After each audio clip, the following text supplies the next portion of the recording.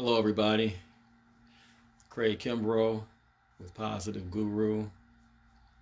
Uh, Glad to have you along for this journey into the world of spirituality, metaphysics, meditation. uh, this week, first, I wanted to start off talking about a dream that my son Jordan had.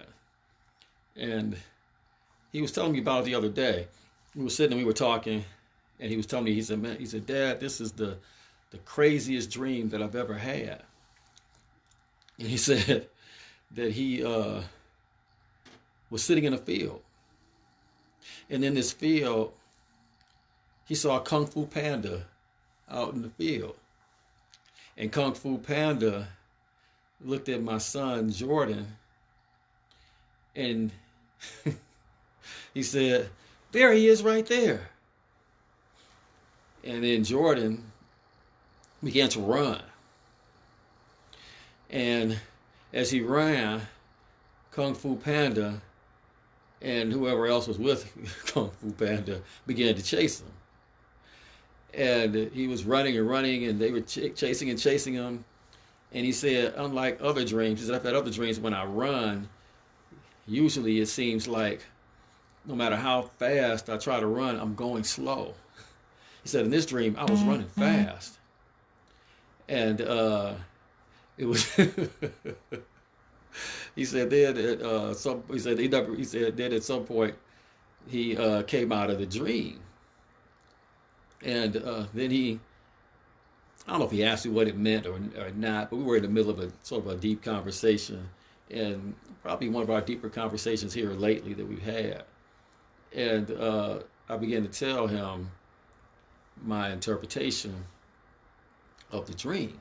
Now, before I began to tell my interpretation of the dream, I was remembering a few things, not to put a few things into context of the situation. One is that, oh my God, my phone is on low charge, and it's taping this video is on my phone. So now I got to figure out how to keep this thing going. So you might see me fiddling around a little bit. I apologize. It's total bad preparation on my part, but we're going to figure this out. At least I believe we are somehow. I'm going to figure this out as soon as I find an adapter. I can't believe I did this. In a minute, I might have to do something else or shorten the video, or hopefully 15% makes it through. I found my charger. Now I just need to find my adapter for the phone. But anyway, I'll go back to the whole Kung Fu Panda thing. We'll see how long this thing lasts. If it cuts off, I apologize. I'll just have to try to squeeze it all in as quickly as I can. But life is funny. But Jordan had recently asked me to if I had the old Kung Fu Panda, the original Kung Fu Panda movie, because he couldn't find it. And so I looked through our DVDs. I didn't see it. We checked on he checked on Netflix. It wasn't on Netflix. Checked on Prime. It wasn't on Prime. At least it wasn't free on Prime. Well, in a few days, I ended up purchasing the movie on Prime. But actually, after this conversation we had about Kung Fu Panda, I began to purchase it on on Prime. So I found it fascinating that he had mentioned this whole dream of running from Kung Fu Panda and being chased by Kung Fu Panda a few days to a week after he asked me about the video Kung Fu Panda. And he told me he had this dream some time ago, years ago, but I guess maybe it was on his mind when he was asking about the video. So whatever the case is, he he finished telling me about the dream. And so I wanted you all to know this was in the background. He was asking to see this video. And I thought it was pretty interesting. I said, wow, so he's asking to see a video about a character who in a dream he was running from. So I said, well, in a dream, I said, was it like a bad dream? Did you feel bad afterwards, like you were scared or anything like that? You know, years ago when you had this dream? He says, no, not at all. He said, but I was running from him. I said, oh, okay, that's interesting. And I also knew that Kung Fu Panda was one of his, favorite characters back in the day. I purposely got him into the movie because I knew it had a spiritual content, but I found out that the movie was actually a great movie after all too. So that made it even better. So I was telling him, I was saying, well, Jordan, it's pretty interesting. I said, what's Kung Fu Panda all about?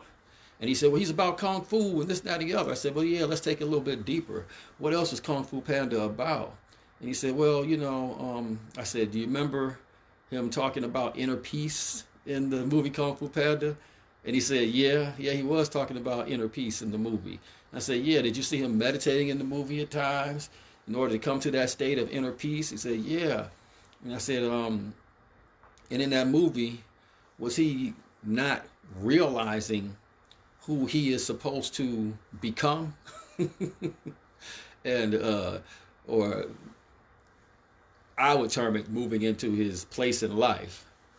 But he says, yeah, he had to realize that he was the dragon warrior. I said, okay, so part of all this moving into inner peace and all this, and part of it was not only his battle, but also realizing who he is, maybe even what his calling is. And he said, yeah, that's the case. And I said, that's pretty interesting. I said, because, that's kind of why I think you have this dream. I said, this dream that you had running from Kung Fu Panda, it was actually a deep dream.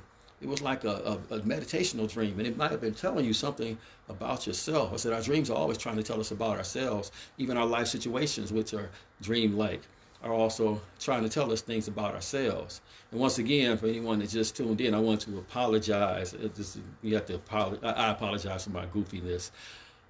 My phone that I'm recording only has 15%. I drove up here to the meditation center rather than do the talk at home.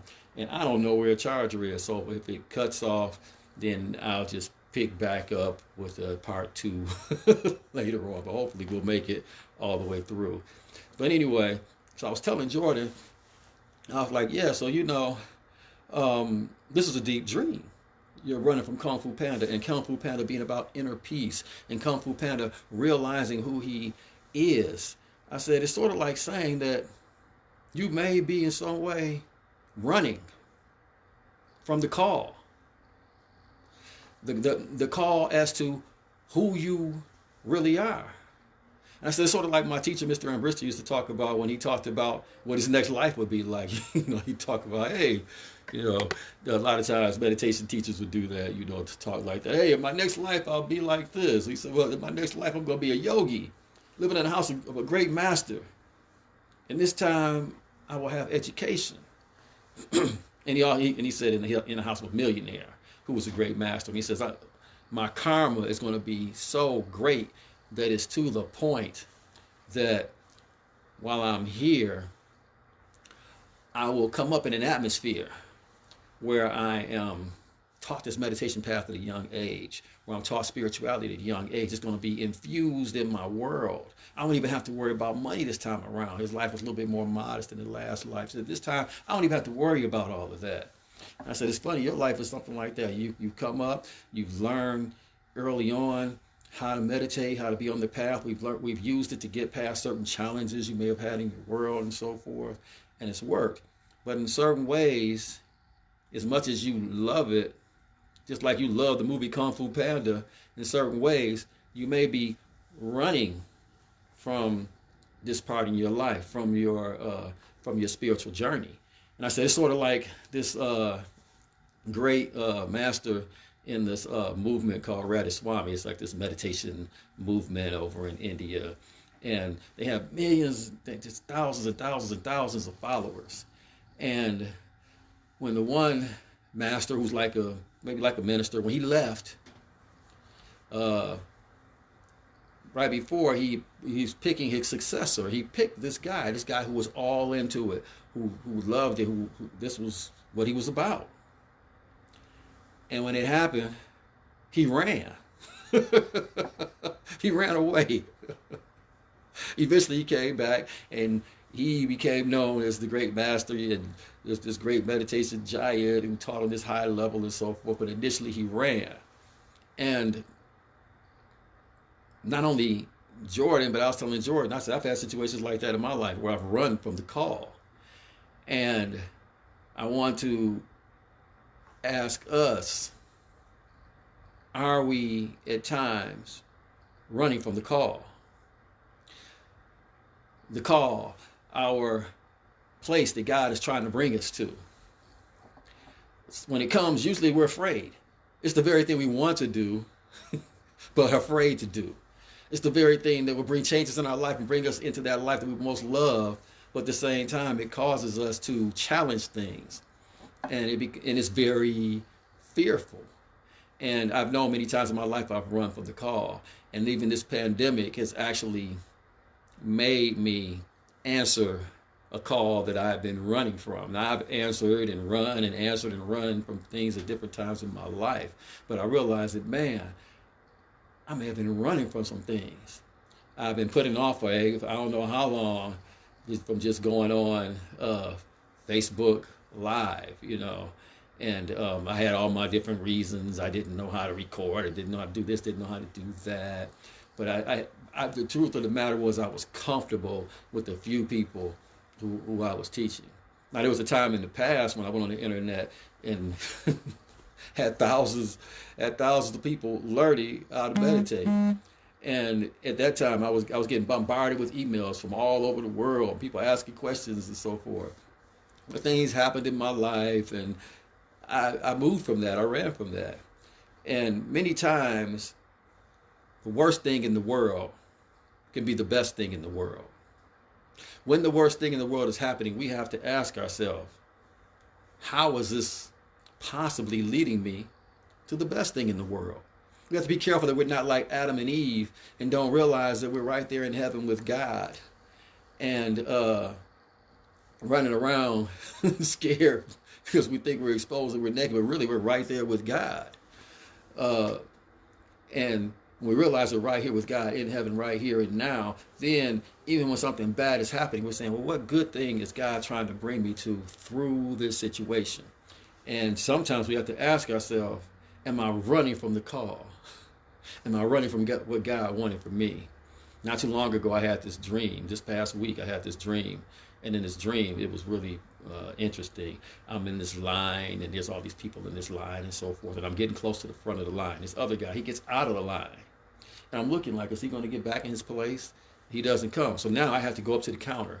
When I go up to the counter, the guy is saying, well, this other guy was in front of you in line, so I'm sitting waiting. But the guy takes too long. So he says, oh, come on up. And then all of a sudden, the guy at the counter, who's almost like a gatekeeper or something, he ushers me forward to where I'm in front of he's like at this podium now, and it's like I'm about to be let into this place. But when I'm about to be let in, he's showing me pictures. And it was like the place was like, it was like my teacher, Mr. Ambrister's old house where he used to live. And my teacher, Mr. Ambrister, he passed some years ago at the age of like 99. But he's got pictures on this podium.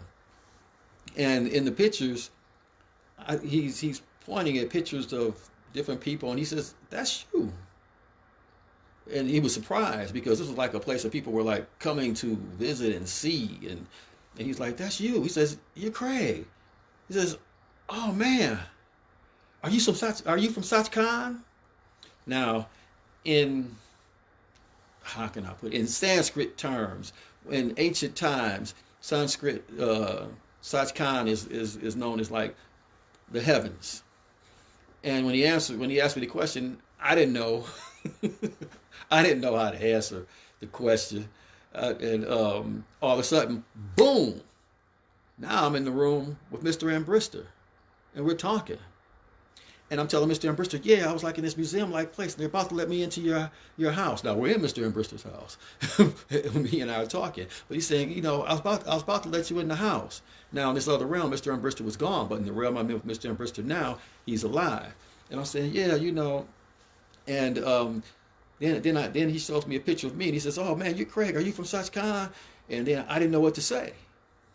And he says, well, Sonny, tell the man that there are times in which I close my eyes and I take off and I go to other places, the higher realms, and then I come back. That's how you answer that question. I said, oh, that's a good way to answer. Okay, I'll make sure that next time I answer the question that way. And then I'm out of the dream.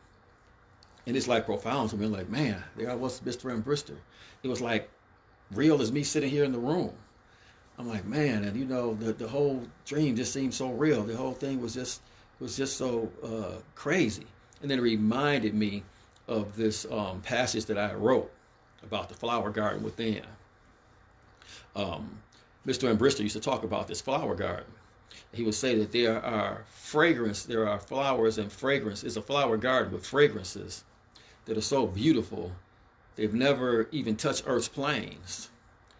And he would sometimes talk about this garden. And I used to picture the garden. I was like, wow, that's probably a beautiful place and so forth. Never expecting to see such a garden or anything like that. And then one day I was meditating and actually see this garden, and it was just so profound. It was like I was a part of the flowers and moving through the flowers. It was just incredible. And the fragrance was just, oh my God, it just smelled so good. It was like I was tasting it. I was a part of it. And then I came out of the meditation. And then the fragrance was gone, which is what I wrote in the post that I wrote after the dream. The fragrance was gone.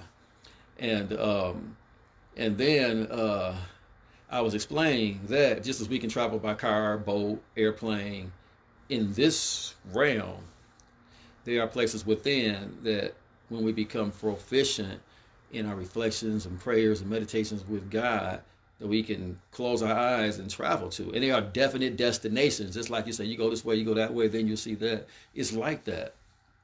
And there's a flower garden like that within. And I posted it. And after I posted it, I posted it to my blog, and it immediately goes to Facebook also. And as I said, hopefully we'll make it through this. Now it's showing me we're at 5%, so I'm going to talk a little bit faster. But to my surprise, so it went from the blog to the Facebook page. And to my surprise, it got more response than the average thing that comes up on the Facebook page. I couldn't believe it. I'm like, wow, this is pretty deep. And I said, man, people are responding to the idea that we can, that we are beyond this body. And that's what the meditation path, part of the meditation path is, yes, moving beyond our stress, moving beyond our worries, moving beyond our cares, and so forth. The other part of it is that we can actually, spiritually, if we can get our minds off the physical, we can go to higher places within. It says, my father's there's, you know, it's a mansion. I forgot, but you know, my father's realm has many mansions, something like that is in the Bible. But basically, there's many places you can go to within in the vastness of God's universe and the vastness of God's heavens. And so I began to think about something. I think I spoke about this last week when Jesus was saying, "Be of good cheer, for I've overcome this world." And I actually wrote a passage about it. And it goes like this. It says, on the meditation path, there's a point in which the meditator can become adept at the practice of superconscious meditation. They can travel to the upper regions within and come back at will. The grouse outer world compared to the meditation world within becomes somewhat of a dream. The more one experiences divine travels and sights within, the more dreamlike this life is, and the more at peace he becomes. Now the meditator is said to become in this world, but not of this world, and is known to have overcome the world, and is naturally of good cheer on realizing that there's more to life than previously imagined. I talked about this before, and there's a profound realization of realizing there's a larger life beyond this place of space and time. Knowing that when our loved ones have gone, there's a larger life, there's a larger world that we are all a part of. And is a beautiful thing. And I said, oh man, it goes along. And then I forgot this part of it. In the passage in the Bible where it talks about be of good cheer because I've overcome this world, when Jesus says this, he also says, I have come forth from the Father and come into the world again. I leave the world and go to the Father. I was like, man, that's just like my dream. The guy said, are you from Sachkan? Are you from the higher realms? Are you from the higher heavens? And Mr. Brisson said, you tell the guy, I close my eyes, and in a flash, sometimes I go to other places. I go to the Father.